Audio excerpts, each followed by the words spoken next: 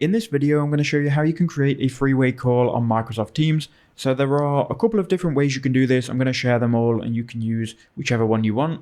So whether you're on Microsoft Teams on the app or the website, it doesn't really matter.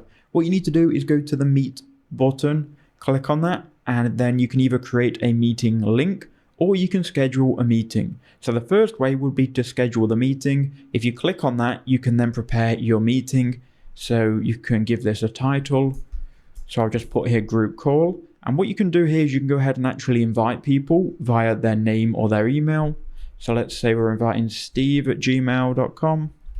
We can also go ahead and invite paul@gmail.com as well. So you can invite as many people as you want, right? So that is method number one. The next thing you can do is create a meeting link and then go ahead and either join that meeting straight away and invite people through the meeting, or you can just share the link with everyone and send this link to people in the chats that you're communicating with them on. The third way, if you click join and then you join a meeting, you will just be able to invite someone else by going to people and then inviting them this way by either typing in their name or sharing, again, the invite link. So those are your ways. I hope that video helped you out.